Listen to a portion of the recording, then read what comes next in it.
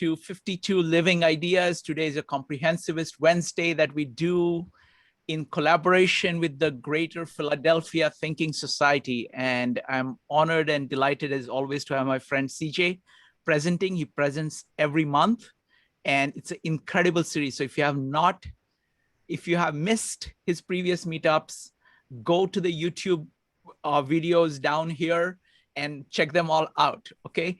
So today he's going to be talking about how to explore the future and why. CJ, floor is yours. Welcome to Comprehensivist Wednesdays, our ongoing series of weekly events designed to foster the art of comprehensivity, our inclination to integrate all our sources of learning so as to better comprehend the world and how it works. The idea of comprehensivity may best be captured by a quote from Buckminster Fuller's book, Operating Manual for Spaceship Earth. Wanting to understand all and put everything together. Although it is impossible to fully achieve by any one human being, it is my conviction that the aspiration of comprehensivity opens new worlds of learning that may not be possible through other approaches. To develop our comprehensivity, our interest in broadly and deeply understanding our worlds and its peoples, we actively consider the learning in other traditions. Traditions that may seem very strange to us at first. Tonight, we will focus on the tradition of future studies, or studies of the future, which I suspect too few of you have studied at school. Tonight's subject, How to Explore the Future and Why, is based on two video presentations by the brilliant young futurist, Angela Oguntala.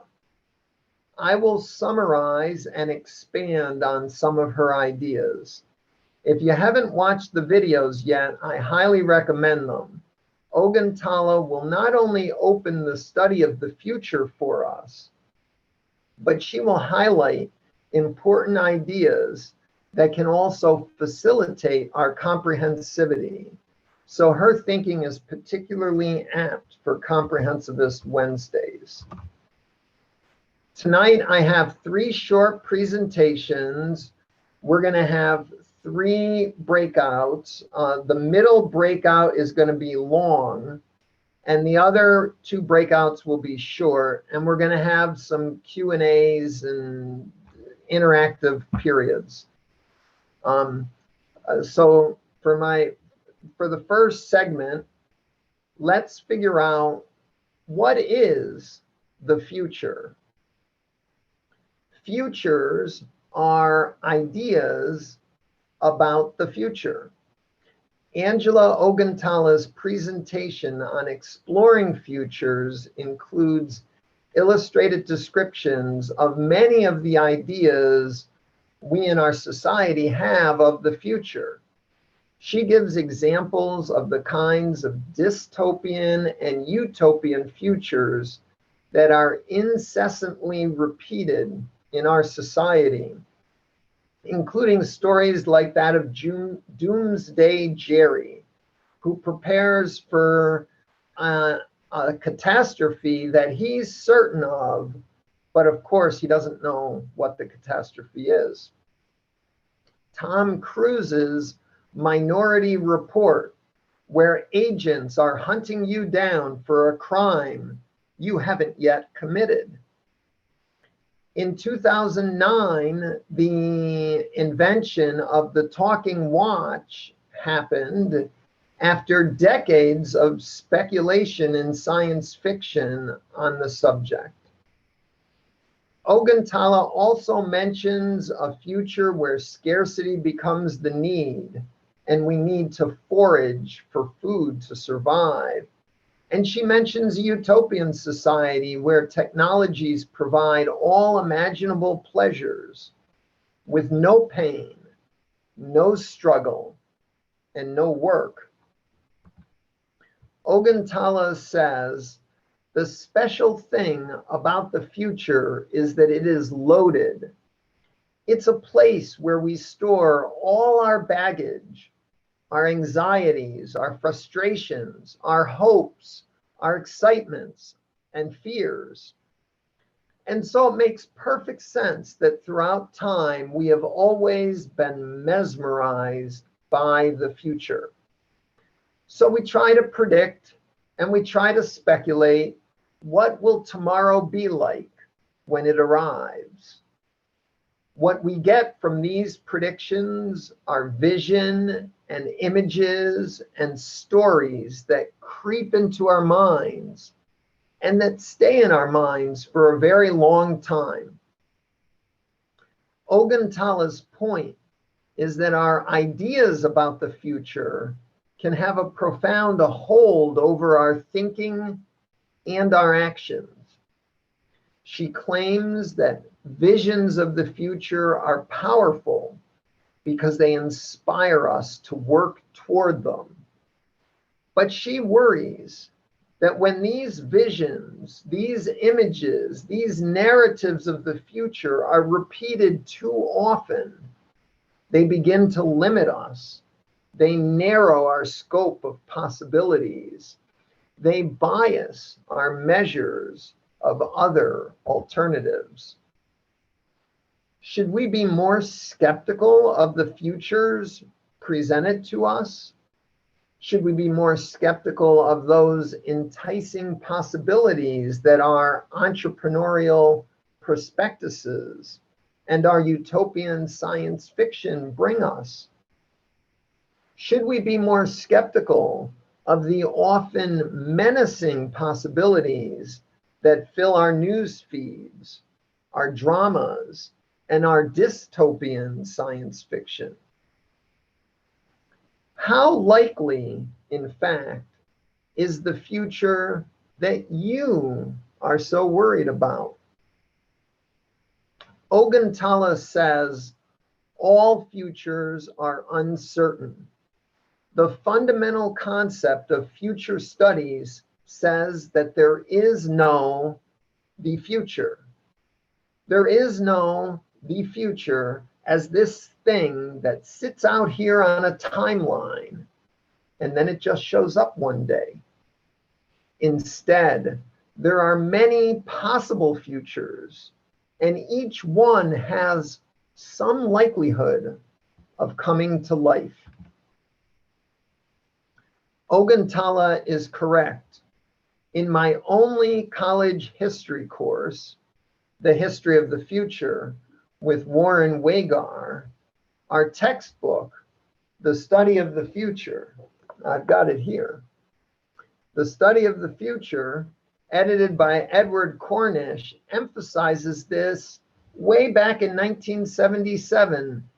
The book says, so far, we have discussed the future as if it really existed. But in actual fact, it does not. And we must recognize the non-existence of the future if we are to clarify our thinking about it.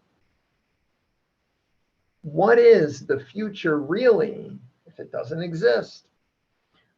Are there images, visions, and stories of the future that have you mesmerized?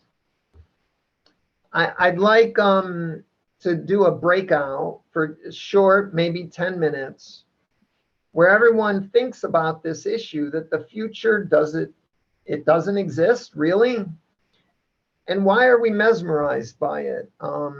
So just if everyone could go around and discuss the future and the mesmerization of the future, just to get everyone to put some ideas out there and briefly discuss them, and then we'll come back for the second segment.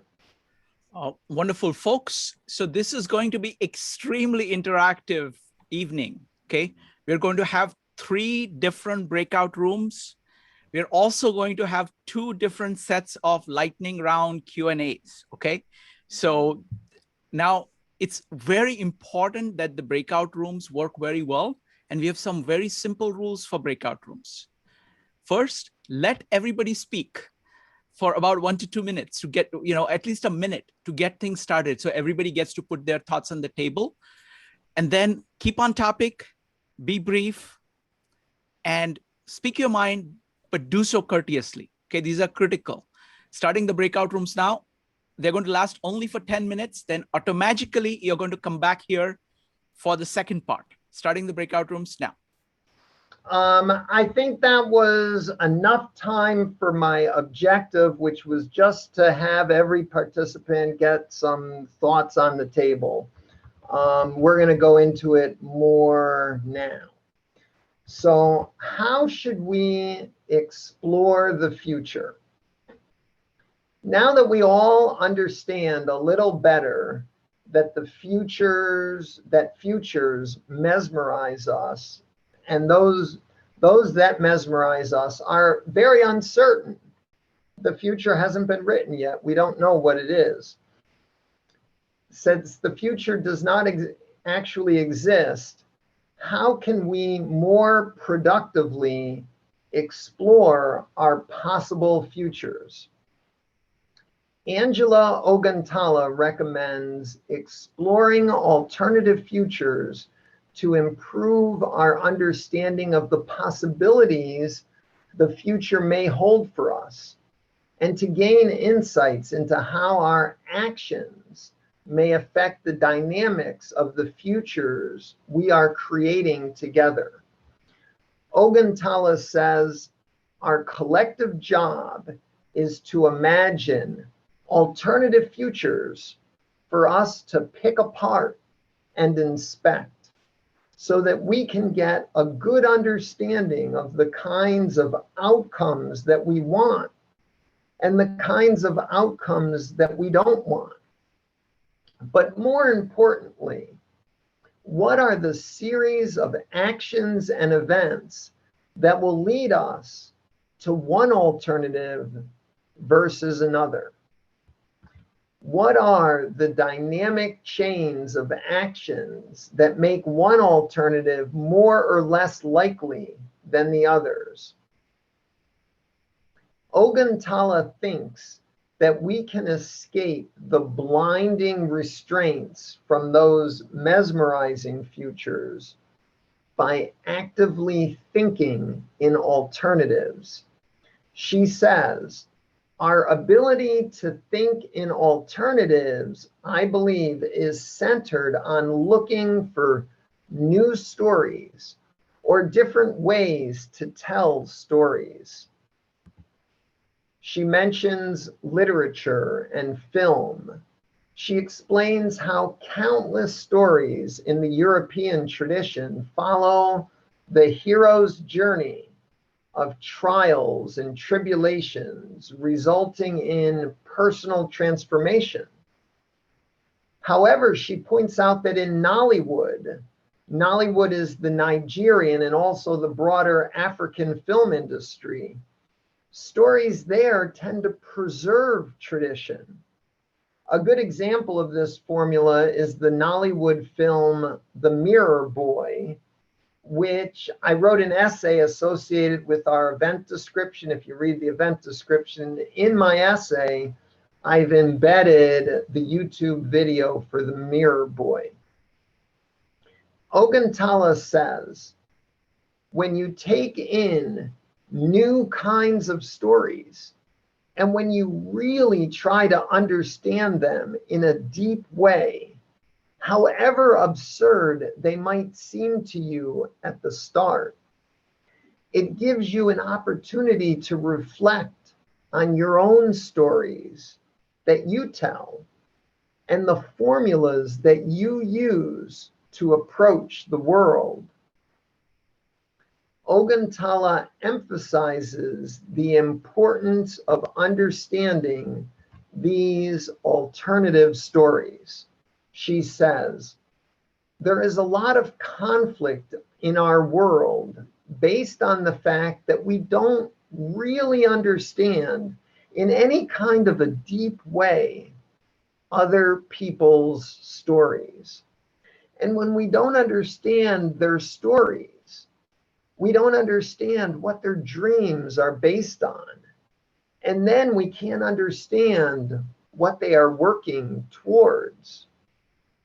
I think she means that if we don't understand their stories, we can't understand their futures. Oguntala provokes us to imagine how a Polynesian society with a deep respect for nature as its driving force and their principle of cyclical or ancestral time, how might they think about the future?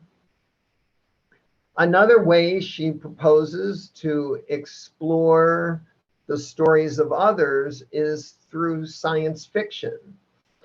She recommends Caribbean science fiction to get a new perspective on the possibilities offered by other kinds of stories. Oguntala asks, what future might a Caribbean culture build? What are the stories that Caribbeans tell themselves about what the future could be like based on their own history, traditions, mythology, language?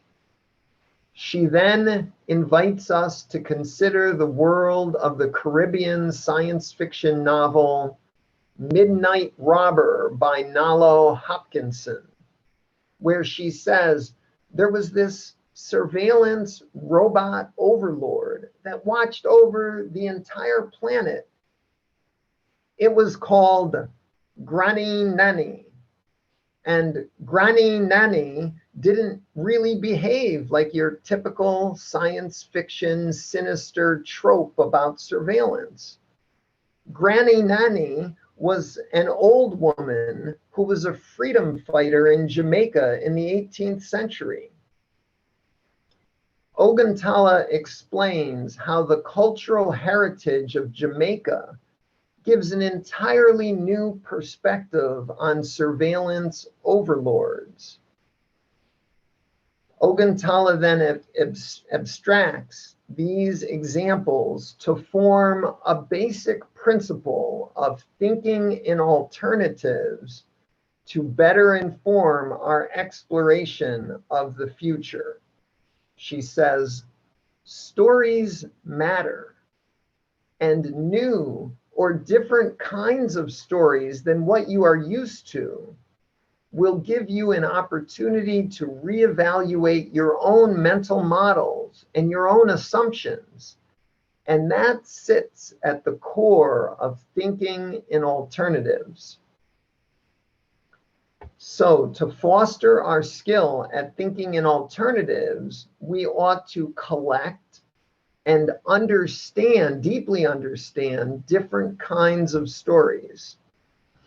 There's a wonderful TED Talk by Chimamanda Ngozi Adichie that further explains the value of having many stories, the value of being able to think in alternatives. One of the ways that I personally have been broadening my awareness of alternative stories is by exploring the treasure trove of books collected by Anne Morgan starting in 2012, when she read a book from each of the 196 countries of the world. Her country by country list and her reviews of all this international literature that has been translated into English are on her blog, on her project, ayearofreadingtheworld.com. She continues to review books from around the world and adds them to her growing site. Her list provides a guide for sampling the wide diversity of stories from around the world. Based on her recommendations, I've read books from Lesotho, Mongolia, Equatorial Guinea, which I discovered is the only Spanish-speaking country in Africa, Kenya, Italy, Poland, South Korea, Saudi Arabia, Angola, and I have many more from her list on my reading list. There are other great sources, but Anne Morgan's site offers the largest and most diverse collection of stories that I have found. If you know of others, please let me know. Another tool that Angela Oguntala recommends for thinking in alternatives is to explore scenarios. Scenarios, Oguntala explains, scenarios are stories about the future.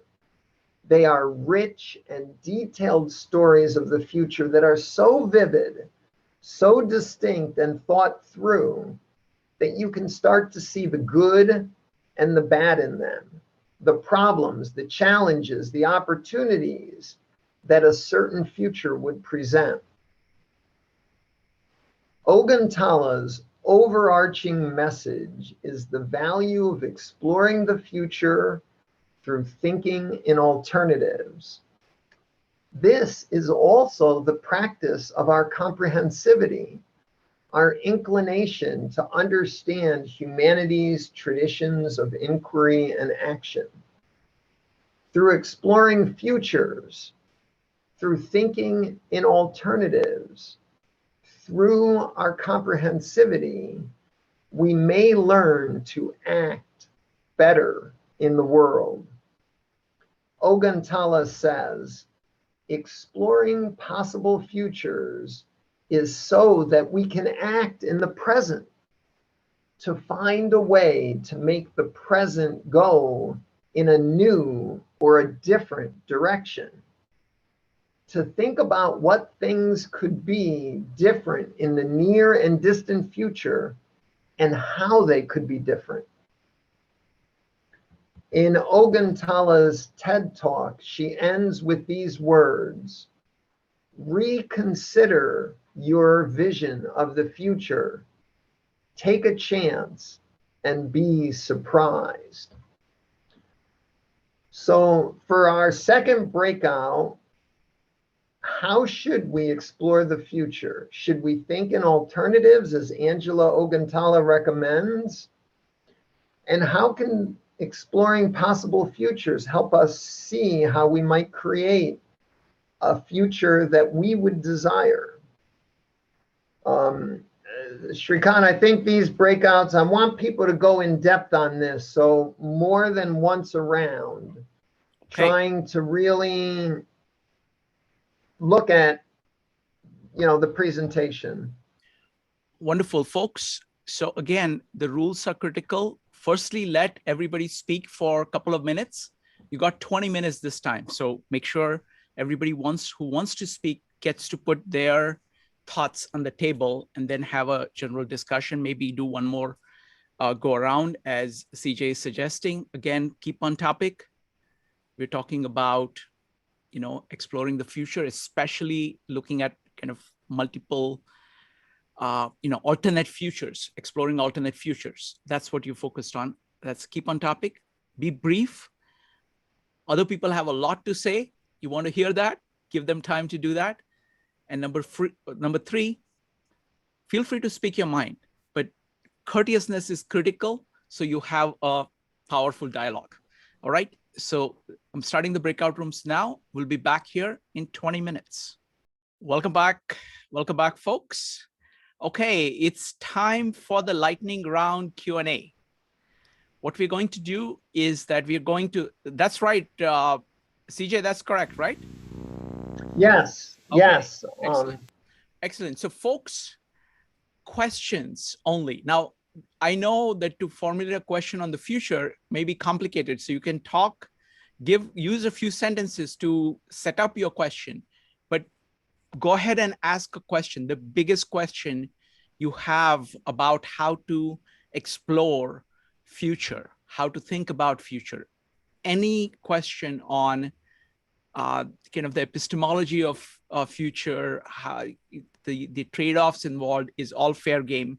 So go ahead and put all the questions. What we're going to do is that I'm going to collect all the questions, and then we're going to take them one by one, and then everybody gets to answer the questions very fast. In order to share your questions, go ahead and type exclamation mark in the chat or raise your hand in Zoom. So it's going to be, give me just a second. I want to make sure it's all set up correctly. Yes. So it's going to be Mushki, Jean, and Claudio first. Mushki, what's your question? So is there such a thing as having too many stories? Like, will it cause cognitive overload? How do we prevent cognitive overload from having too many stories? Excellent, excellent question. How do we, is there something like too many stories, and how do we prevent cognitive overload from that? Excellent. Next up is Jean, Claudio, Joe, Jyoti, Kevin, and Maritza. Jean. Yes, sharing with the group. So I wonder, how can we provide a place for people with different background, different race, different age to come together to create a common future? I don't see it happening in the community. I wonder how and where we can create such place. Wonderful. How do we provide a context from people from different backgrounds to come together to create a common future? Wonderful question. Next up is going to be Claudio, followed by Joe. Yes, I was wondering, in order to come up with good stories or future, alternative futures, it's also good to know how they usually come up in the first place, how people usually contrive these futures, right? Does it, for example, Claudio, you're breaking up. Can you, their upbringing?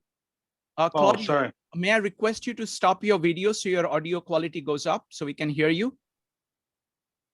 Can you hear me? Yes, go ahead. Much better. Okay. So, I think perhaps one way to come up with good alternative futures or stories is to firstly find out how they pop up in the first place. Each person has their own stories. Claudio, we are asking a and question. maybe we can find a way around that. Claudio, we have to find you have to pause it. Yeah, sorry. Go ahead. Go ahead, sir. Yes. What ways do people usually the sources of stories? What are the most common sources? Wonderful. People's personal stories, futures. Yeah. Okay. Thank you. Okay. Thank you, Claudio. Sorry about the audio issues. So I'm going to put it as what are the common sources of stories? What are the common sources of stories of people? Common sources of stories. Okay, very good. Next up is going to be Joe, Jyoti, Kevin, and Maritza. Joe. Yes, so does understanding alternative stories enable empathy, which is actually key to design? Wonderful. Does understanding alternative stories promote empathy, which is key to design? Excellent. Thank you. Next up is Jyoti. Why there is so much emphasis on the future and not the present? Is it familial or is societal? Okay, excellent. Why so much focus on future instead of present? Is that familial or what? What was the other option that you put? Societal.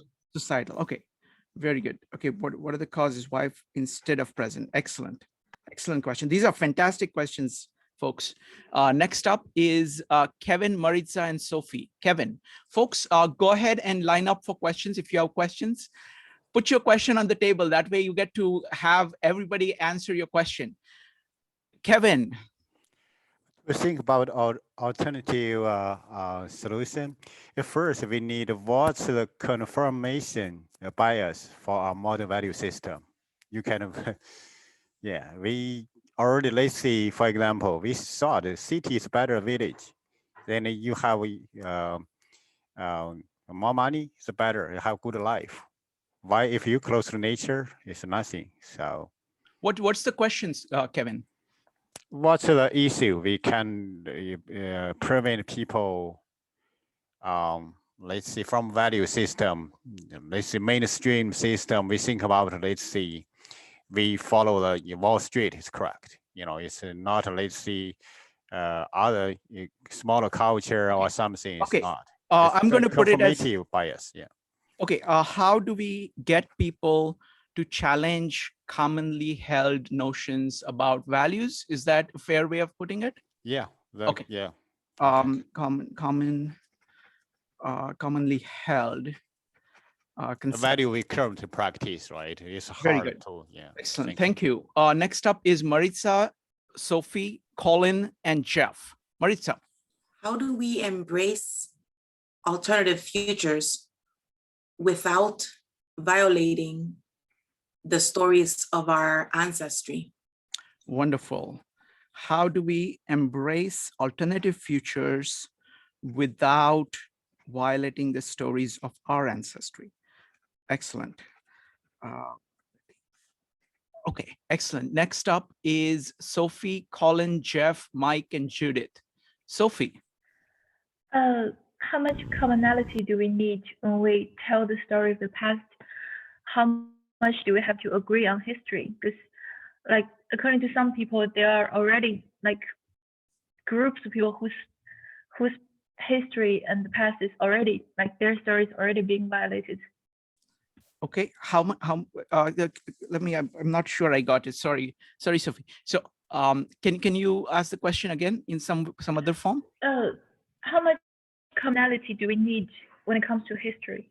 Okay, excellent. How much commonality do we need in history in order to project a common future, let's say? Okay, excellent.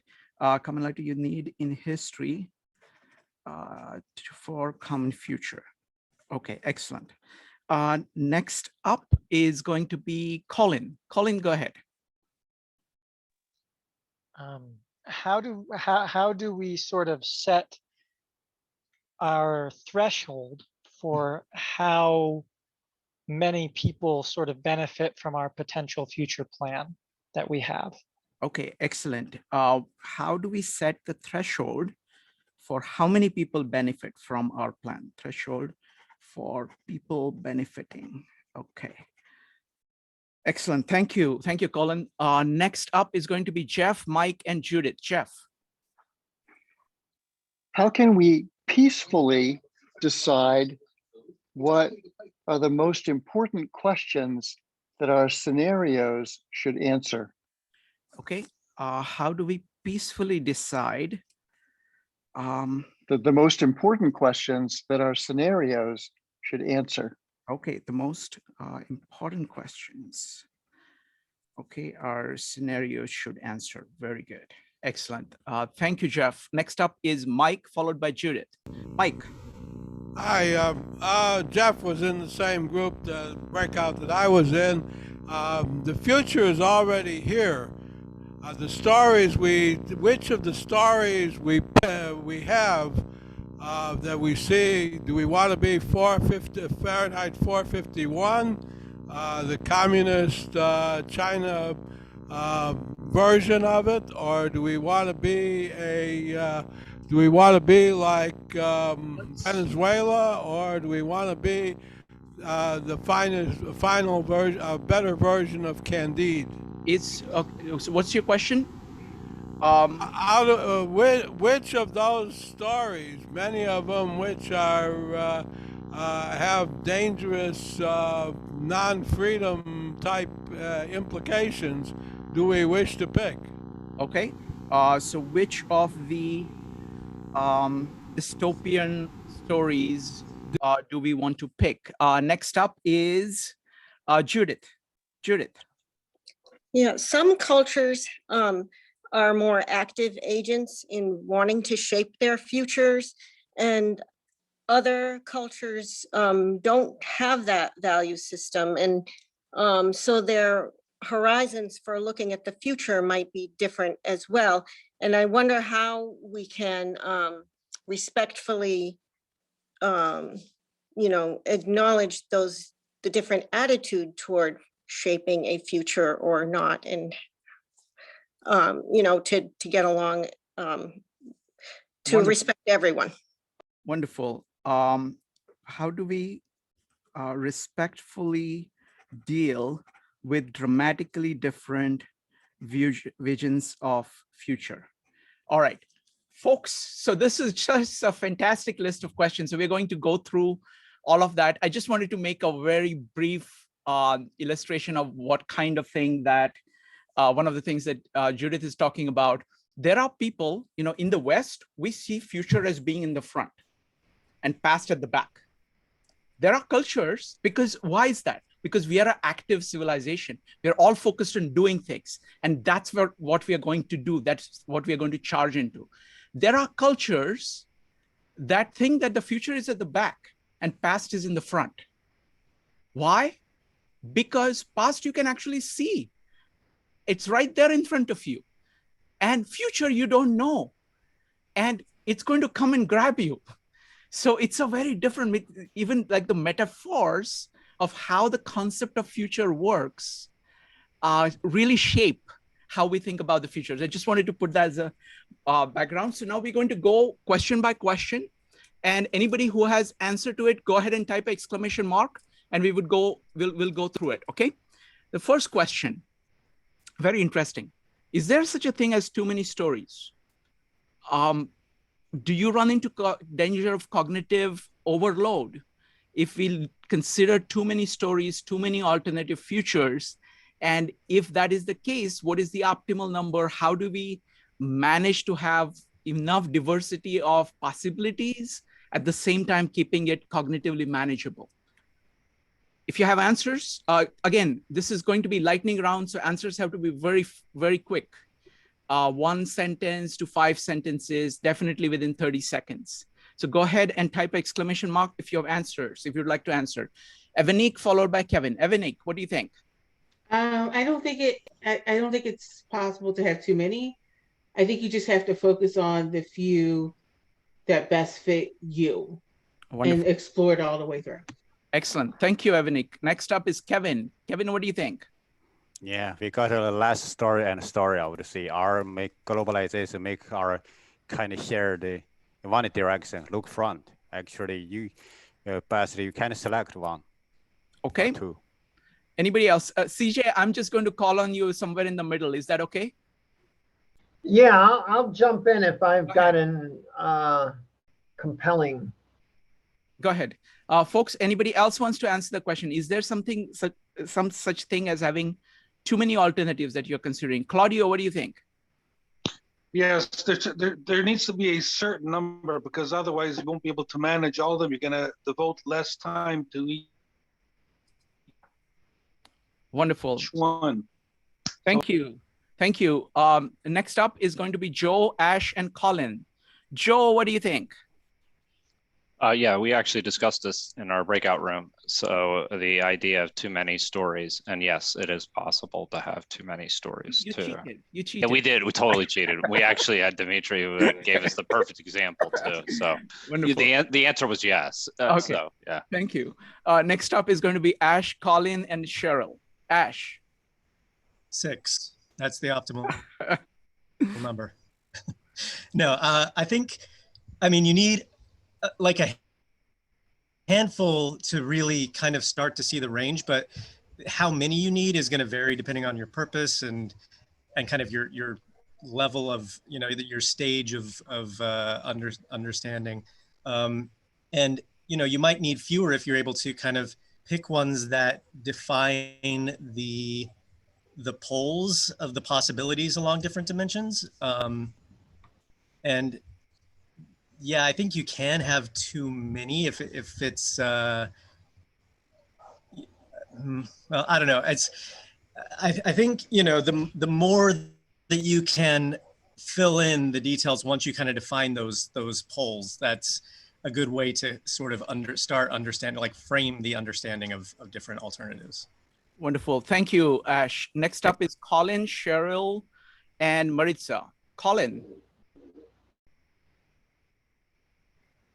Well, choice paralysis is a very real phenomenon. The human mind can't handle too many choices. So we can say, we want, 10 choices, 20 choices, and we can't really handle more than 3 or 4 to begin with. And we sort of shut down and end up defaulting to whatever we did last time.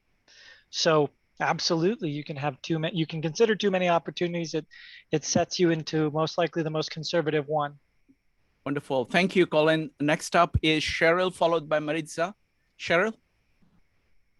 I find at my stage of life, I'm 68 and have some physical issues around that. I find myself looking back on all my choices and what my choices are now, and realizing how much it is a spiritual journey. So is it, what do you think about this question? Is it too many, are there things like too many choices? Absolutely. It's like my mind goes into too many directions all at once. Got it. Thank you. And next up, yeah. Go ahead. You can complete your thought very quickly. No, that's fine. Go ahead. Okay. Thank you. We're doing a lightning round. We've got about 15 fantastic questions, and we've got about 30 amazing people ready to answer it. So I want to keep it short so we can cover the entire ground. Next up is going to be Maritza. I think we might be limiting ourselves if we make this a yes or no answer. I think it's both yes and no. The number of futures that I could think of 2 months ago is changed from the number I can envision today. And a subset at a time is what I should focus upon. Wonderful. I will answer that. I like the concept called make your beliefs pay rent in terms of their predictive power. Similarly, you should have a limited number of slots. It depends on person to person. Sometimes it has to be more than one, because one is nothing. It's like you're locked onto something. So you need to have multiple horses competing against one another, but it has to be limited number of horses. And you should always be willing to, there should be other horses out there you want to replace your current horses with. And each of the horse that you're using as a predictive power has to pay rent, and only then it gets to remain there. And there is every other story competes to get in one of those slots. So that's how I think about it. Next up is Judith, followed by Jean. Judith. I don't really think of it as choices so much as I think what you're trying to do is expand your boundaries, your ways of thinking. So you need to have different ideas out there, and that's just to loosen your thought process so that you don't become tied to, your usual tight, narrow space. So that's why you need to look at all different ideas, but you don't have to, you're not choosing from them per se. You're trying to learn from different Thank you. futures. Thank you. Next up is Jean. Jean. Yeah, I think the choice, not the quantity, but the quality and also the range. I have this analogy is when I come to America, there are too many things, choice, but they all the same. So like you go to Subway, you can choose everything, they taste the same. So it's more the range and the quality of the choice. Thank you. Next up is CJ. Yeah, I think we need, as Angela Oguntala emphasizes, we need to collect news stories to break out of the stories that are limiting us. And so I think at each moment in time, we should be looking for at least one news story to make sure we're growing and expanding out of the mesmerized futures and ideas. But if you try to collect them all, you are going to get into analysis paralysis and whatnot. You can't collect them all right now. But every moment, we should be looking for some new country or story or to expand our way of thinking. Excellent. Next question. This is really fascinating question. We always start with a diverse community of people who are coming from all kinds of angles. How do we project a common future? How do we create a context where people can work together to project some common future, given the diversity of people that are part of our life or our world? But doesn't that depend on your context and your objective? I mean, in our group, we're exploring, I'm not even sure we want a common future. We want to understand, if we were in urban planning, designing Philadelphia, or designing New York City, or designing North America, then we would have an objective where we would need to organize some common future that would be part of our grand plan. Wonderful. So how about we tweak the question this way? Given the diversity of people that exist and diversity of points, how do you come up with kind of visions of future that don't conflict with each other, creating, massive conflicts? How do we manage conflict resolution given the base of diversity of viewpoints? Is that a fairer question, CJ? Yeah, I mean, maybe for the world government, if we ever get one. But, okay. I mean, who are we to? That's fine. But I would like to, because the question has been asked, let's have other people also have a go at answering it. Is that fair? Sure. Okay. Next up is going to be Mushki, Evanik, Dimitri, and Kevin. Mushki, what do you think? So only have like a partial idea. I would say that we come together through a medium of art. So like song, dance, and drama, something emotionally based, because I think we all have like the same basic emotions. And so if we come through a medium that is emotionally based, we can then create somewhere to start facilitating discussions, although I am unsure about the next step about how those discussions could be facilitated. But that's how you can bring people together from all different cultures. That's excellent. Excellent point. Next up is going to be Evanik, Dimitri, Kevin, Jack, and David R. Evanik. I don't think you can come together in a commonality. I think it has to be a respect. You have to, based on people's cultures, and there has to be a mutual respect of each person's feature, and making sure that even though, I don't know, I think finding a commonality is hard. Respecting other people is easier than trying to find a commonality. Wonderful. Thank you, Evanik. Next up is Dimitri, followed by Kevin. Dimitri. I'm going to say, some of you are going to hate me because I'm going to cheat right now, right? You put the whole world's population in a box, right? And you try to find commonality among that, it's going to be very challenging. So my answer is something outside of the box, which, yeah, that's how I thought I would think outside the box. Climate, massive problems that impact all of us, that we can't escape because it impacts the whole box. Climate change. What was that movie? EVE, external, what you call it, an asteroid coming toward us, aliens attacking us. Okay, I don't know if we're alone in the universe, but aliens attacking us. That's my answer. Okay. External threats. Exactly. Okay. Thank you. Next up is Kevin, Jack, David, and Claudio. Kevin. For me, it's a mindset change. If you know, right, they say we keep this yin and yang. We keep only focus on the yang side. We make something good, we have to think on the other side bad. We could another way think about, let's say, I like you are my friend. I also like you. You are my enemy or my competitor. So that's my thing. Wonderful. Thank you. Thank you, Kevin. Next up is Jack, followed by David. Jack. Well, I'm with you, Evanik. I'm thinking that I think people could be kinder, more helpful to each other, and more respectful. And I think that would be a commonality, and that would carry far. And if people saw each other doing it, it's infectious. That could be the future I'd like to see. Wonderful. Thank you. Thank you, Jack. Next up is going to be David R., Claudio, and Joe. David.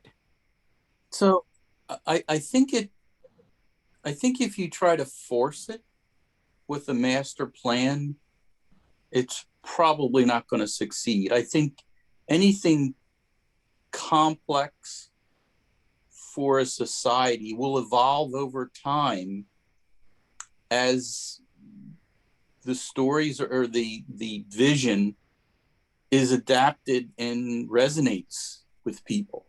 And so it's going to take time for it to evolve, and it's going to take time for it to progress through society. And that's, I think, how the change will occur. Wonderful. Thank you. Thank you, David. Next up is Claudio, Joe, and Jean. Claudio. Okay, can you hear me? Oh yeah, yes, good. Go ahead. Well, perhaps one way to do it is, you come up first of all with an alternative future that everybody agrees upon, right?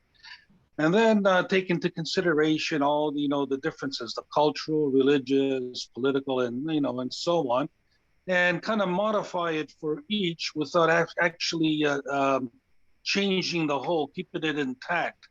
So make like some modifications, so make everybody happy according to the different, the diversity. Yeah. Okay. Next up is going to be Jean, followed by, Joe, Jean, and Mike. Joe.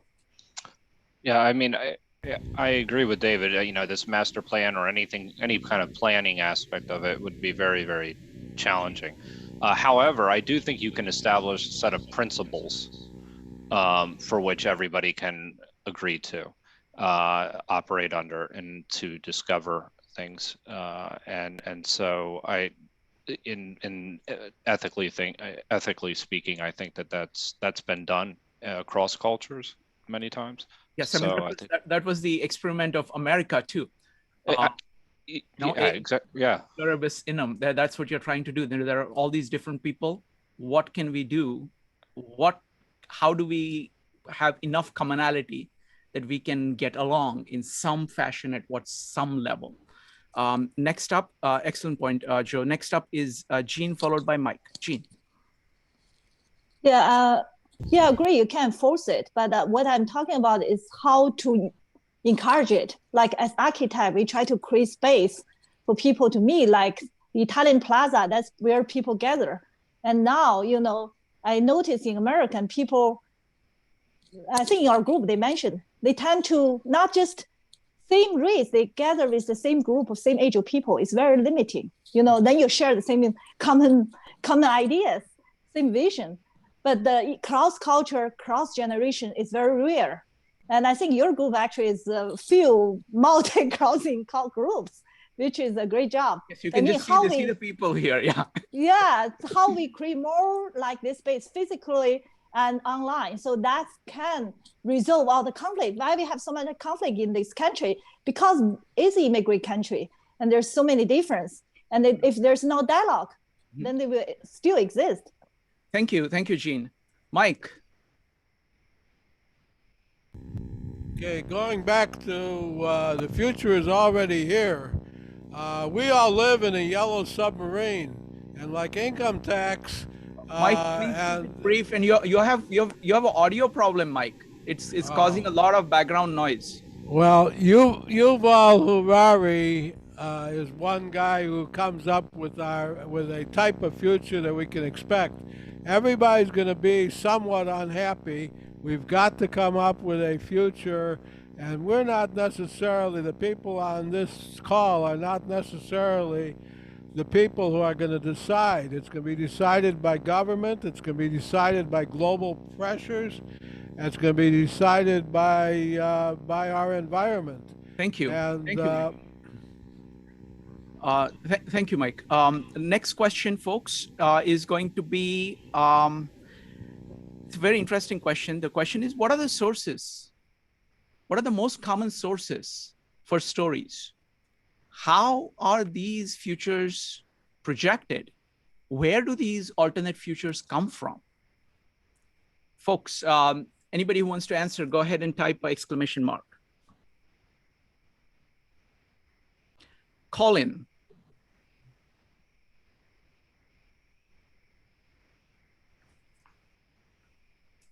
Colin, go ahead. You need to unmute yourself. Okay, Colin, go ahead. Can you hear me? We can't hear you. Oh, is that better? Go ahead. Can you hear me now? Yeah, okay. So I think that a lot of times we sort of default to science fiction as where we get a lot of our stories from.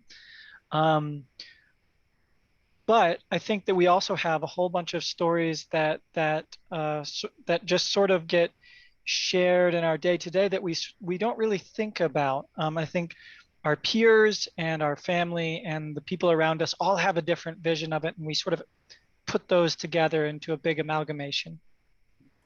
Wonderful. Thank you. Next up is going to be Kevin. Mike, could you work on your audio and fix the background noise? And then I'll call upon you. Next up is Kevin, Cheryl, and Joe.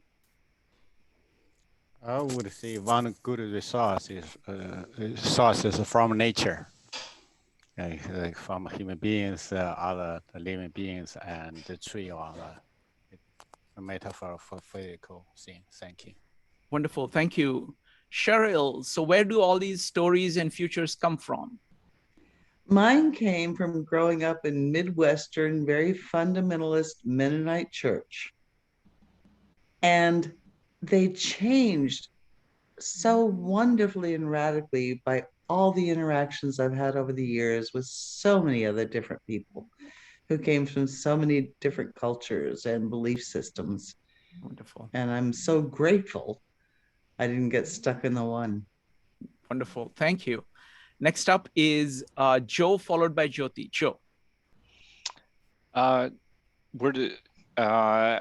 think they come from essentially our curiosity and our need to explain the unknown. Mm-hmm. So essentially, this is the power of myth sometimes. So wonderful, wonderful. Yes, we looked at Carl Jung and Joseph Campbell and kind of multiple culture stories from multiple cultures and commonalities with them quite a bit. Excellent. Next up is Jyoti. From literature and the heroes of the past. Wonderful, wonderful. All right, CJ, do you have a comment?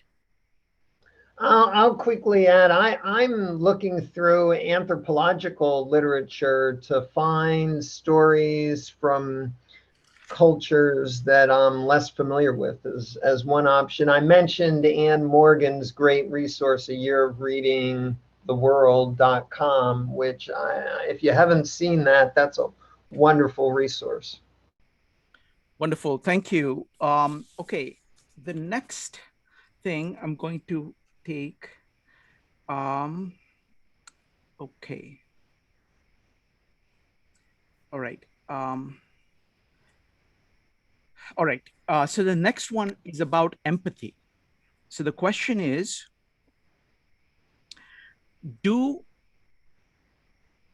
does entertaining different alternative futures, being familiar with stories, many different kinds of stories from many different sources, does that help you build empathy? And which is a critical, and what's the value of that? So what's the role of alternative? Go ahead, CJ. I'll jump in. I think that it can, but Arnold Weinstein emphasizes that the Nazis, many of them were classically trained. They could quote Schiller and Beethoven. They had all the cultural accoutrements that you might think would cause empathy, and most of us think that didn't work out so well. So I don't think there's any way to ensure empathy, but in general, most of us do tune into empathy, and storytelling and sharing does matter. Okay, does anybody else want to chime in? Evanique. M says yes. And Evanique. I say yes, I think, but I would think of it more like personal stories would create empathy when you hear people's backgrounds and people's lives. And so you understand why they do what they do. And even if you don't agree with it, you could at least understand and know. And I think that creates empathy. Thank you, Evanik. Next up is Jyoti. Jyoti, go ahead. I think taking care of the pets, caregiving is very, it's a great source. That's all. Like if you take care of a human being who's ailing, who has a disability, it really fosters a great deal of feelings of empathy, and that's a great source. Thank you. So we'll go to the next question. The next question is, why is there so much focus on the future as opposed to the present? And what's the value of focusing on the future versus value of focusing on the present? And why is it that some cultures focus more on the future and less on the present? Anybody who wants to answer, go ahead and type exclamation mark. I'll jump in. I think thinking about the future is always done in the present. We don't think about the future in the future. We think about the future in the present. And we project into the future our interpretation of the past and the present. So science fiction is never about the future. It's always about today. It's about what today we think the future may bring. So I think futures is just another way to think about the present. So I'd slice it through that way. Wonderful. Thank you. Thank you, CJ. Next up is Cheryl, Dimitri, and Jean. Cheryl. Well, this is going back a bit, but it's to that theoretical thing, because I got a PhD and I took a course in Heidegger and being in time. And I thought, how could this man have written all this stuff and then wanted to be the philosophical Führer of the Third Reich? Because it spoke to me. It spoke to me. What did you learn about the relative importance of focusing on the future versus present in Heidegger? Well, it was because it was like being toward death. You have to be in the moment. Every moment, it's sort of like being toward death. Okay. Thank you. Next up is Dimitri, followed by Jean. Dimitri. Yeah, so living in the present, in the current moment takes effort. You can't make excuses. You have to actually live through it. And living and imagining the future doesn't really require you to expend any resources. You're just really thinking about something. You don't have to really do anything. As opposed to in the present, you have to actually do stuff. Wonderful. Next up is going to be Jean, Colin, and Jyoti. Jean. Yeah, I think as architect, I believe in design. I think we design our life, and we always work for the vision. Like we have this idea and we make it into real, same as our life. That's why if we don't think about future only in the moment, we need the moment too to do the work, but we have to have the vision first. That's criteria for a designer. So I think the same apply to life. You have to have a vision for your future, then you work on now. Wonderful. I want to make my comment. I think a future is a very interesting concept. I think future is consciously created. It's similar, it's of the same kind of a thing as a story you create, as a concept idea you create, a hypothesis you create, the ideal that you set for yourself. These are all conscious constructs. Present just is. So it's kind of more perceptual. So I think a lot about the future can be understood by the fact that it's a conscious construct, and same rules that apply to ideas apply there. Value of multiple hypotheses, importance of testing, running multiple models against each other. All of everything that applies to concepts applies to future, because they are all kind of consciously constructed things to guide your life. They are same class as ideal, same. So that's how I think about present versus future. Next up is going to be Colin, followed by Jyoti. Colin.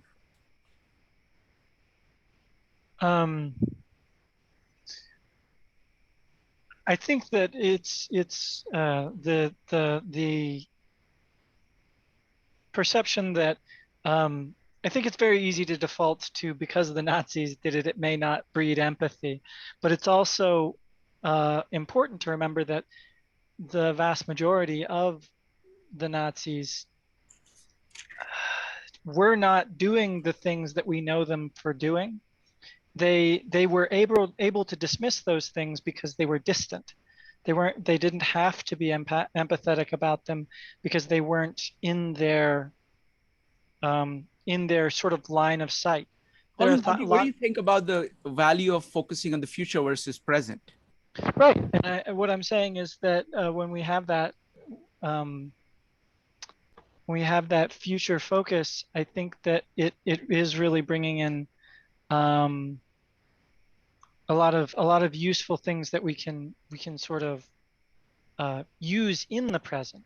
Mm-hmm. Wonderful. But yeah. Thank you. Thank you, Colin. Next up is going to be Jyoti, followed by Claudio. Jyoti. Okay, if your present is led by honesty, truthfulness, and hard work, then your future will place you in a spiritual place. That's how I feel. Okay, wonderful. Next up is Claudio, followed by Mushki. Claudio. Yes, there's several reasons why people may want to focus on the future, because perhaps it's instinctual or has an evolutionary component, like it provides a survival advantage. When you look at the future, you look for hope, for example, to escape the suffocating present. For example, we're in a pandemic now, so people look for the future for change, for hope. And also to improve things for themselves, for society, for the world, and also for progression, to progress, move forward technologically, economically, and so on. Thank you. Wonderful. Thank you. Next up is Mushki, followed by Maritza. So the person who went before me pretty much said my words. I was going to say like survival. So I think Nietzsche said, he who has a why can bear anyhow, right? So that concept of like, how we really thrive when we have a goal. And for example, like people sometimes who make their goal to run a marathon, the marathon's over and they feel depressed because it made it their life goal to be a marathon runner instead of the goal to just be a runner. And it's kind of like, so the future provides a framework for how to act in the present. So then we can create these daily small habits in the present, and those habits build up and create that future self that we look forward to. Wonderful. Thank you, Mushki. Next up is going to be Maritza, Mike, and Mike.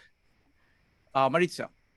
So, we focus on today. What we care about is for today to be the best today that it can be. And I think that is why we obsess about the future, because really the future is just the next today. And we're trying to make the today of tomorrow be better than the today of today. Wonderful. I think there is a song like that somewhere. It looked like a part of the lyric to me. I don't remember which one it is, but anyway. Next up is going to be Mike Amori, followed by Mike Magical Realism. Mike. Yeah, I think sometimes people are, at least I can speak for myself, almost afraid to look into the future because they haven't reconciled things in the past. I think it was Peterson who said if you have something that's bothering you for more than, I think his number was 18 months, that you need to reconcile that to go forward. So I think some people actually are stuck in the mud, that just looking at the future and they can't get a perspective because they're still working stuff out in the past. I think that stops them from thinking that way. Thank you. Thank you. Next up is Mike. Mike, go ahead. There's a continuity between the present and the future, and we have an objective. We have a list of objective functions as to what we're looking for as goals. To some extent, these are common objectives that are going to be set for us by people like the thinkers at the university, for example, Singularity University, set by the environment. So how we pick our governments and how we pick the thinkers who are going to set that future, these are the people who are writing the stories that we're going to have to live by. And many of us are going to be unhappy with the results, but hopefully it'll be the greatest happiness for all. And thank you. Thanks, Mike. Next up is Joe. Yeah, and I was kind of thinking, I just thought about it in a way, and I think Jane had already said what I was going to say a while ago, is the idea of design. And if you're talking about the future, you're not going to design what already is. So then you're going to think about something different, which has to be in the future. So wonderful. Now there are more questions, but what I want to do is, CJ, I think we should do the third presentation, give a chance for people to bring up their ideas, and then we can come back to this if we have time.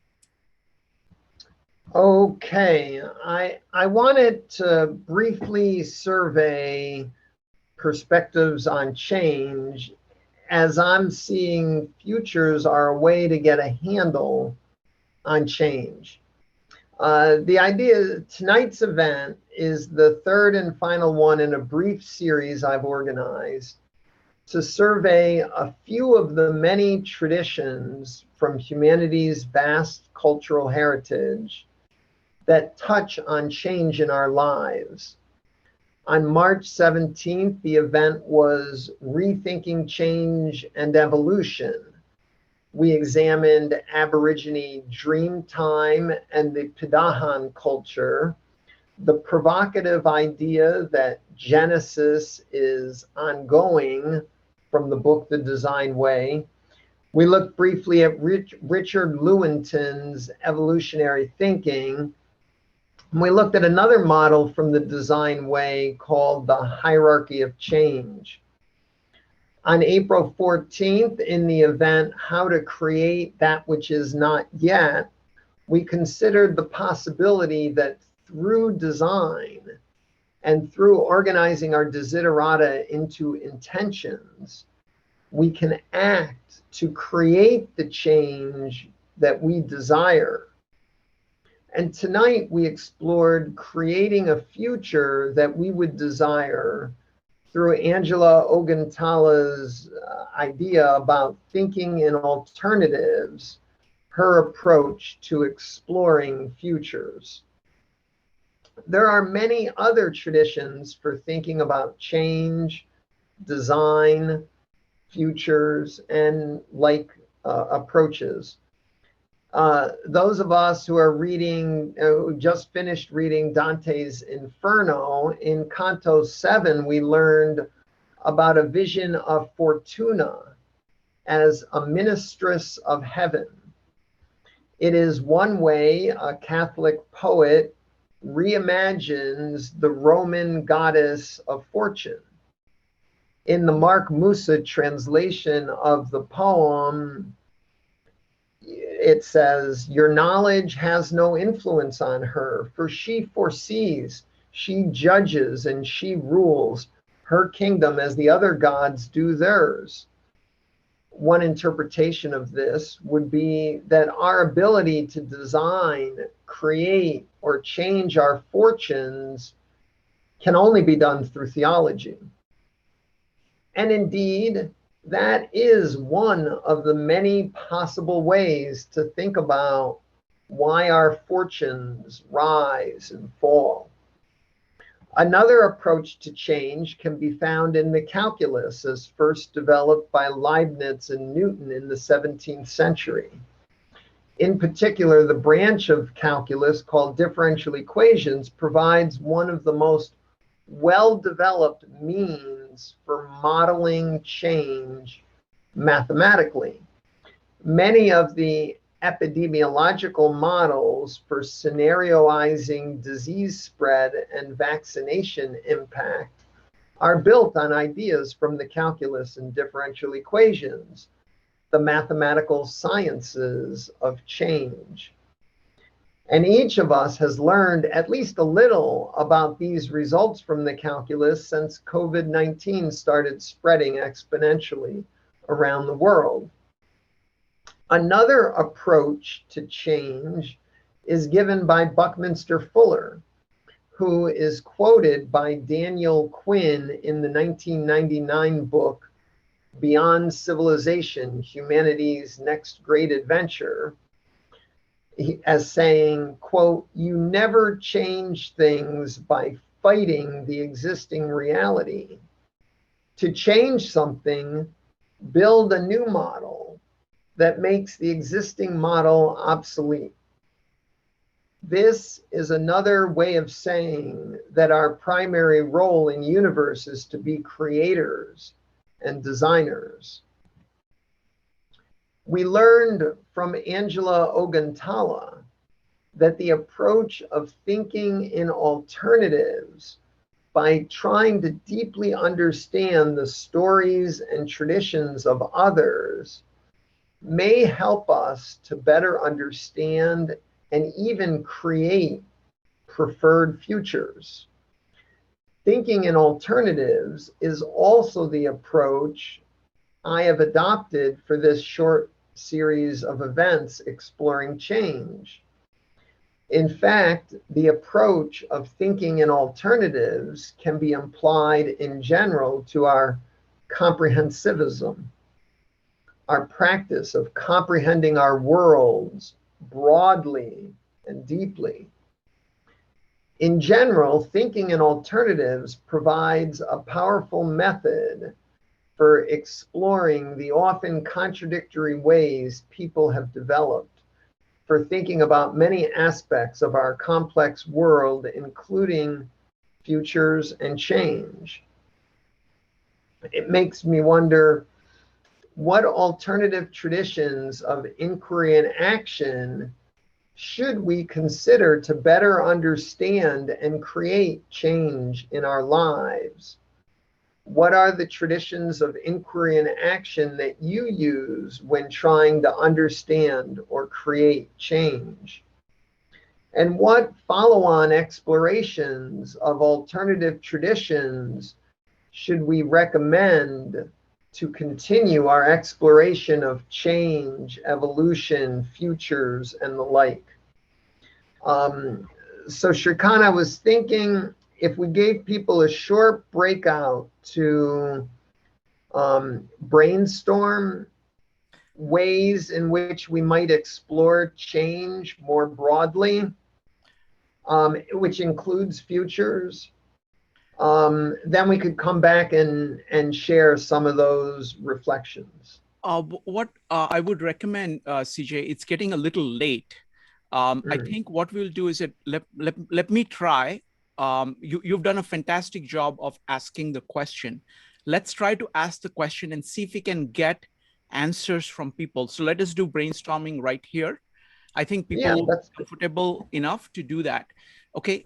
So folks, what we're trying to do, you have to understand that all these meetups are extremely interactive meetups. Okay. They are not just limited to you participating in the Q&A or breakout rooms. We want you to take the initiative to say, you know what, this is a really important topic I want to put on the table for other people. Okay. And I'm always open to that. What CJ is saying is that we've been exploring change. Okay. I'm going to add my own few thoughts about change because we did a whole meetup on change as seen throughout history through these great books program that, the great books of the Western world. I'm going to give you a quick table of contents, show you the table of contents of that to trigger more thoughts from you. But the big question that both CJ and I have for you and is how do we develop, what ideas do you have? What kind of resources, what kind of fields, what kind of thinkers that you have found useful in thinking about these concepts of change, progress, evolution, future? It's about the dynamics of it, whether it is how do you project it, how do you think about it, any kind of thoughts. So we'll give you, maybe a minute to talk about what you have found useful, and then maybe that will lead to other meetups, okay? And I want to just show you the table of contents of the presentation that I did and the big discussion we had on change to jog more memories. So the question on the table, but I want to give you the question first, because my purpose of showing you this table of content is just to jog your memories and to give you a little bit of time to think of saying, what else should we explore in order to understand change? So let me just share this for you. So this is the, the presentation. This is the table of contents of the presentation that I did. This is the concept of change. What this is these great books looked at all the novelists and physicists and psychologists and philosophers and economists and sociologists and historians. And they put together what they said, what all these thinkers said about change. And this presentation was a summary of that. And that's there on the 52 Living Ideas. If you go to the 52 Living Ideas YouTube channel, you will find it there. So it discusses things like, how does change, how did we figure out things about change in physics? What was the role of Galileo in measuring time? Was a crucial step. What was the role of Newton and Leibniz in calculus? How did Darwin discover change in biology? Everybody thought that all the species were fixed because they didn't travel much. They saw only a few species. And the role of the taking in of massive data in order to figure out a principle of change. That was inspired by Lyell's work in geology, and how that was so also where the principle is that simple things that are happening over a long period of times cause massive amount of change. How does change happen in psychology? We're talking about William James and Freud and Jung. How does change happen in society? How does societal change happen? What is change in philosophy? This is the battle between Parmenides, who thinks that change is an illusion, there is no change, and Heraclitus, who thinks there is only change. So these were some of the things that were discussed. So this is enough of fodder for thought. So folks, now the question for you is, what should we study? If you wanted to explore this topic of change further, what do you recommend that we look at? What would you like to bring and talk about? Okay, go ahead. Even if it's a simple thought, we would like to hear from you. So we'll start with Sanjay. Sanjay, go ahead. Sure. So I think change, I've thought about this a lot, and there are two aspects that I believe drive all change. One is obviously time, because time is kind of built into the concept of change. And the other is something that is a little more tenuous relationship, but basically information and energy are the same thing. So whether you think of it as information or knowledge or energy, that's the second aspect. So I think both of those are things that drive all change. Wonderful. Thank you. Are there any resources do you think we should study, Sanjay, if you wanted to do a meetups on some topics, any topics you would recommend? So the relationship between energy and information is actually fairly recent. It is difficult to find information in the popular press. So Stephen Hawking actually introduced that in his book, The Brief History of Time, but it's not delved into too much because it is quite complicated. I'm trying to think of other sources that are readily available. Let me get back to it if I think of it. Wonderful, wonderful. Thank you. Next up is going to be Cheryl, followed by Jean. Cheryl, how do you think we can study change further? Well, I'm feeling very smart right now because I recognize so many of the theorists you referenced. But I'm also thinking that studying theorists, I think we need to study text.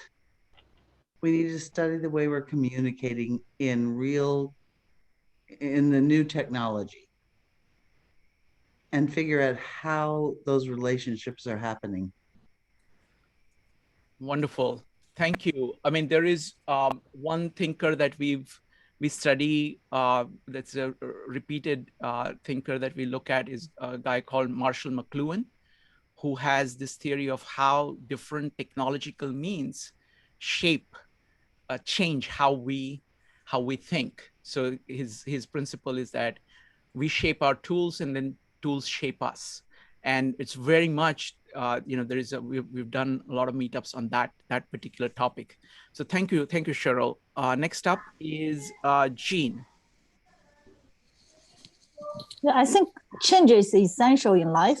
We have to change, and I noticed the change in recent years is mostly driven by technology. Then we basically have to catch up. The technology change in trigger all the other changes in society, then all the other things have to catch up to meet up the changes. But psychologically, I don't see a lot of progress. Maybe not change, progress. Scientifically, there's a lot of progress. Psychologically, I don't see, that's why we started Dao De Jing, and they seem to have all the answers.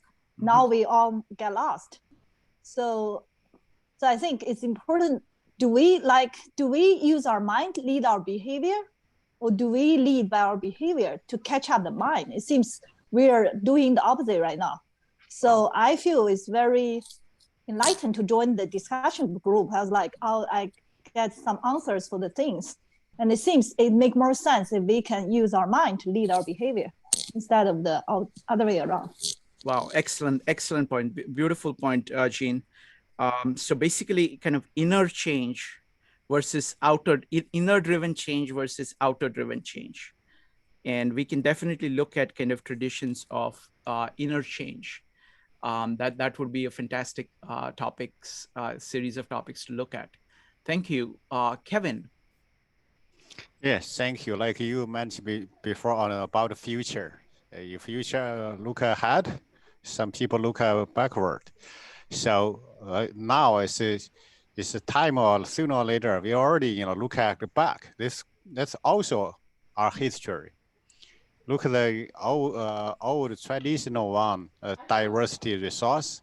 We lost a large culture, and also, by the way, this month is about Dao De Jing. Another book follow that is about the I Ching, all about the change. Sriyanka, I know you like pattern. It's about 64 pattern. Mm-hmm. If you learn, please look at the first pattern. You're going how amazing it is. First pattern. Okay.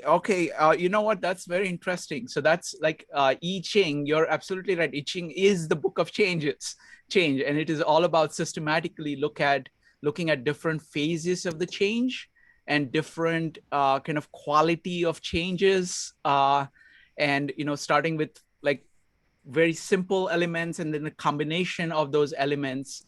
So that would be certainly a very powerful source. Kevin, that's a very, very good suggestion of looking at I Ching. And I know several people who've spent decades studying I Ching. So maybe we can get some of those folks to come and talk to us. Even first pattern is a benefit for everyone. Mm-hmm. Thank you. Kevin. Next up is going to be Maritza, followed by Joe. Maritza, what do you think? If we're asking about how we can further study change, I think it lies with being open and listening. If we listen to different perspectives, if we assume that the perspective we hold is just that it's just one perspective among many, we are already in a position open, which allows us then to receive someone else's perspective. And I think that's like step 0 in order to study anything. That's fantastic point.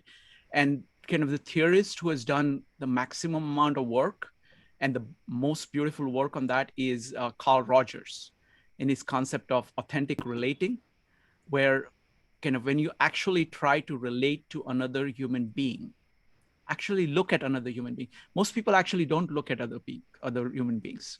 They have their own preconceptions and they see only a little bit. They're mostly seeing what their concepts are, kind of heavily filtered through that. So the power of that. So maybe that's something that we have done some meetups on that, but maybe we can do more of that. And I think one of the things about these kind of conversations is that it does some of that here in kind of just sharing people's thoughts, actually hearing people's thoughts. That's what it does for me. So thank you, Maritza. We'll definitely pursue that. Next up is going to be Joe, followed by Jyoti. Joe. Yeah, so this would be the resource for change. Like this, I mean, that would be the first step. Is that I think that has a good outline and actually has covered a lot of what everybody has already said. So that's the 102 great ideas from Mortimer Adler for anybody that didn't attend the meetup. And thinking about it, and I don't want to just regurgitate what everybody else said.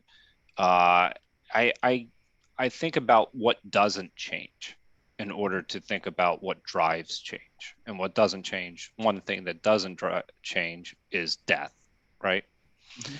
So death, though, is the force that drives all change, because you're avoiding it, you're moving forward. And so it's the one thing that doesn't change, but it is the one thing that drives all change. So within that framework, the idea of questions, to me, more like a Socratic method approach to life, that's what really drives change to me, is the curiosity that we have in order to change in and of itself. So that, I mean, it's a little bit different than what everybody else talked about. But, that's there's the physics, there's the information theory that Sanjay mentioned, but there's also the why. So yeah. Okay, I have to build up on this. So first, I wouldn't say okay. Most views of change are based on, kind of going back to Aristotle, are based on efficient cause. You're focused on what immediate mechanism is going to get you to the next level.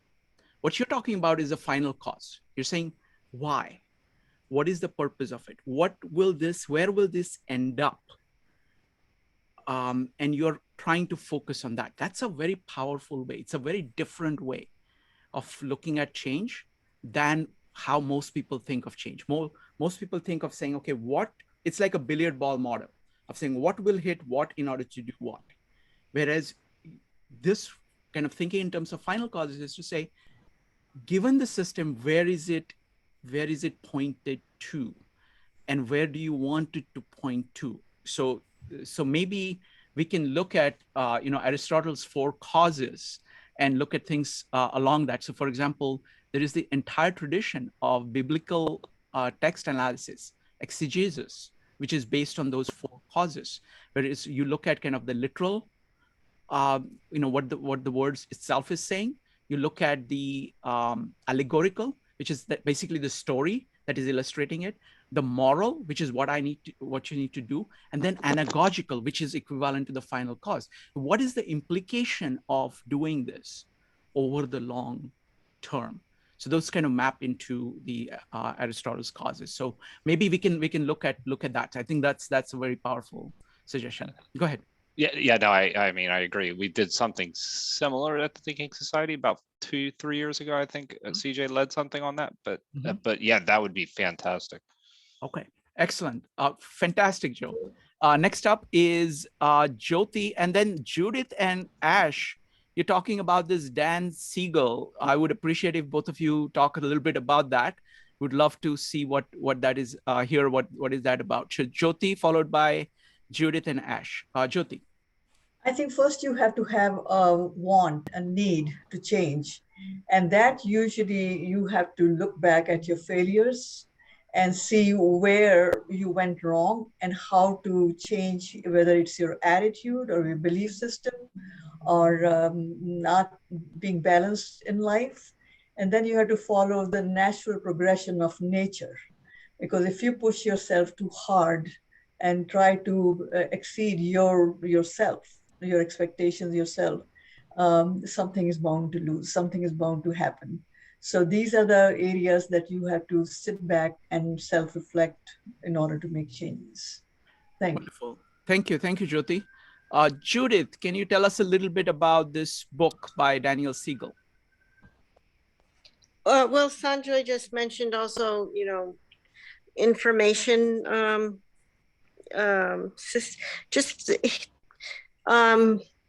He just does a lot with the mind and neurobiology and like how information is transferred between, people, and beyond the mind, and like, like we like to localize it in the brain, and he goes a little bit beyond that kind of narrow way of thinking. And I don't know, maybe Ash can talk more. Okay. Sounds good. So Ash, about Dan Siegel, and any thoughts you have about how we can talk about change more? So as far as Dan Siegel goes, I actually haven't read that specific book that Judith mentioned. I've read a couple of his other books that were very interesting. His kind of basic framework is about like he frames psychological problems as being either a matter of being too rigid or not having enough stability. So you could kind of look at it as similar to Jordan Peterson's ideas of order and chaos, or even like kind of like a Taoist yin and yang kind of perspective on it. And then he talks about kind of the neurological bases of that. So on one end of the spectrum you have a disorder like OCD, and on the other end you'd have like schizophrenia or something. So that's really, so I think he is really worth exploring as far as looking at this on a psychological level. Ash, would you like to talk about it at some point? What's that? Would you like to talk about Dan Siegel's ideas on these meetups at some point? Just even if you give like 5-minute, 10-minute introduction, we can do that. Do you want to do that? I'd have to re-explore Dan Siegel. It's been a couple of years since I've read any of his books. So but I'm just leaving that thought. I'll keep that in mind though. Yeah. I'm just leaving that thought with you. If you want to do it, just message me, email me, and we'll take it from there. Okay. All right. You have any other thoughts about how we can study change? So I also just threw into the chat there about change. You really have to talk about systems. And I think, this kind of goes back to the idea of evolution and selection. Because natural selection is kind of a broader idea than just in biology. That biology is kind of a special case because it deals with self-reproducing systems or organisms, but, it happens in any kind of physical system. So like, Carl Sagan talked about astrophysics in terms of the collisional selection of worlds and things like that. So I think, like there's this emerging field of complex adaptive systems that is really kind of the cutting edge of science on how to understand change. So that's something that we might want to explore more. I don't know a specific book that would be like the best to start with or anything, but that's something to keep in mind, I think. Yeah, I know a few people who are working on that, so maybe I can get some of them to come and talk about that. Excellent. That would be great. Thanks, Ash. Next up is Evanique, followed by Mike. Evanique. Yeah, I was thinking of change in terms of uncertainty as almost like the fear of change. Like, why do people fear change so much? And I think it's a level of uncertainty. And I think I got the idea when Joe mentioned death, because it's like one of those things where we avoid because we're not sure what happens after that. So I think like exploring fear of change and the realm of uncertainty would be interesting. Wonderful. Thank you. Thank you. Uncertainty. Excellent. Next up is Mike. Mike, what do you think? How do you think we should study change? Well, when we did Russell Ackoff, he and Churchman and Bellman and those kind of guys came up with a statement that you come up with a state space vector of all the variables that define the system, and then you consider what you can how changes in those variables affect the system. So you have a state space. Mike, let me ask you a question. For this audience that we have here, what in systems theory would be most accessible? Well, CJ, despite that differential calculus defines what the directions of those changes are. So you now some functions are not differentiable; they're not continuous.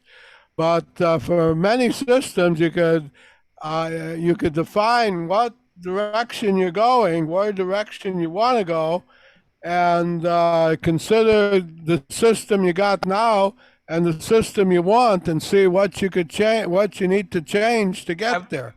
Have you found any kind of presentations which anybody who doesn't have a grasp of differential equations can grasp, at least at some level of understanding what is being done there?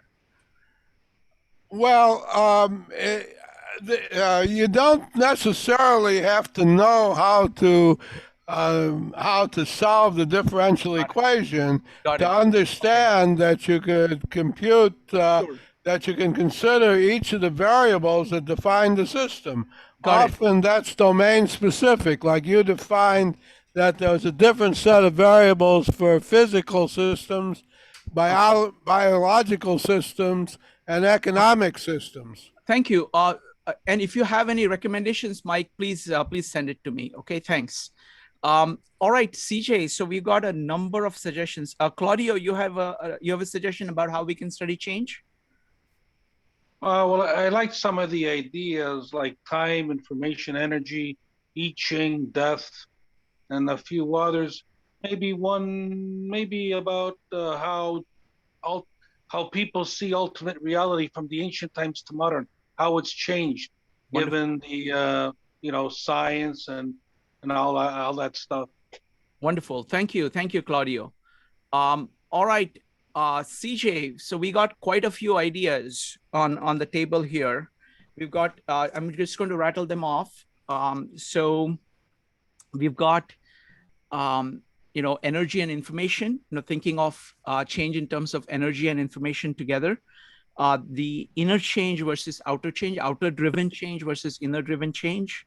I Ching, authentic relating, study of great ideas, how ideas change over time, how cultures change over time. Dan Siegel's idea of ideas on neurobiology of the mind. Aristotle's causes, systems theory, consilience or complexity theories, handling uncertainties, and general systems theory. So that's quite a bit, quite a good list, I think. And there are some people, whom I would be able to reach out to. So I think your purpose has been accomplished to some extent, you think? Yeah, that was good. I particularly liked Cheryl's thought about exploring text. It reminded me of our Dante reading group, where we're going in depth on that one text. That's taken a lot of my time this year that I didn't expect. And literature, I don't know why it's hard for me, but it's so impactful. You get so many more ideas and jumble them up, whereas when you look at some of these theoretical approaches, it tends to narrowcast and limit. And I actually, Kevin talked about the I Ching, but before he mentioned the I Ching, I really heard him say in general, looking at history can lead us to futures and whatnot, and that's an important in general. Gene's comments on technology is, because my objective on these Comprehensivist Wednesdays is to survey comprehensivism. Unfortunately, I don't have technology in my short-range sites, but there's some really good material I'd like to bring on technology and will, but maybe not soon. My survey these last few months has been very incomplete. But I hope the topics I put together indicated that there are many ways to think about the dynamics of our changing worlds. To organize a more complete collection, your suggestions can help add to our inventory so that each of us, as we think about change and futures and evolution, can bring to bear more ideas and prevent, as Angela Oguntala puts it, that mesmerization that comes from some of the traditions and stories that are told too often, so that we can look to some of the other ways to broaden and deepen our approach. I think this has been a great process. In my view, this is the comprehensivist approach, to gather and collect and wonder at all the possible ways to understand our worlds and each other, or in this specific, look at change, but in general, I think the approach works in general. As we listen to new stories and discover new traditions of inquiry and action, we acquire new ways to think and act in the world. Of course, we may still not know what to do, but at least we have an inventory of possibilities. I think that's one of the most important first steps and sort of the guiding principle of the way I'm thinking about comprehensivism. As we think through the possibilities, both in our minds and in our effort to create a future that we would desire, we can begin to assess how well each idea, story, interpreted possibility resonates with our own experience. That is, these multiple ideas and stories can become our multiple hypotheses we can use for understanding. These multiple hypotheses, in turn, give us a better and more nuanced way to think through our ever-growing set of possibilities. As we refine our hypotheses, we can use them to guide our actions. By putting our hypotheses to the test, we gain the experience to make ever more refined assessments. Our inductive attitude can challenge us to tell new stories that fit our experience better than the ideas, the stories, the hypotheses, the traditions that we started with. And if you tune into mystique, your avid and meticulous attention to the differences between how you expect things will play out and how they actually happen, will gradually inform your judgment to refine the unique blend of traditions, views, ideas, inquiries, actions that inform your unique comprehensivist approach with your unique way of understanding it all. If your judgment is keen, by degrees, you might become ever more incisively effective at creating a future that you would desire. Now, hopefully, we can all see how futures integrate with the comprehensivist approach of coming to understand it all and each other. My hope is that by exploring futures with Angela Oguntala and looking at change in general, we both learn how to better create a more desirable future, and it helps us better appreciate the workings of this comprehensivist approach. Next month, I'm working on just beginning to organize a topic on crises of ignorance. There will be a short Buckminster Fuller reading and I hope to complete an essay on the subject in early June. And so I look forward to continuing the exploration on June 9th. Wonderful. Thank you. Thank you, CJ. Let me tell you what's coming up this Wednesday. Sanjay is presenting. Sanjay, could you very briefly tell what you're doing this Wednesday, coming Wednesday? Sure. Yes. So we'll have a talk again on going to continue the topic of consciousness. This is something that people have found very interesting, and I do also. So they're mainly it's a very broad topic, and that's the challenge that I find, because discussing it in any level of complexity is pretty difficult. So we're going to limit it on two areas. One is I'll use the concept of personhood, because it is related to our consciousness. I'll use that concept to explore, and also our sense of reality, in particular, how our reality is approximated by our mind. So those are two ways we'll look at that. Wonderful. Thank you, Sanjay. And another kind of comprehensivist big project we're doing is to understand Chinese thought, especially Dao De Jing. Dao De Jing. Yeah, Dao De Jing. That's how you pronounce it, I think. So we're going through it, in great amount of detail. We're going to do about a dozen meetups in May on that. We already have a number of meetups with a number of people lecturing on it, lots of discussions. So if you want to, it's very short work. It's only short 81 poems. It's 5,000 Chinese characters, about 8,000 odd words, I think, something like that, close to English words. It's very, very, very, very short. So if you want to learn about that, please join us. The next one on that is going to be this Friday about Taoism and self-improvement. And then we're going to have, on Monday, we're going to have a more detailed presentation on Dao De Jing. So join us for that as well.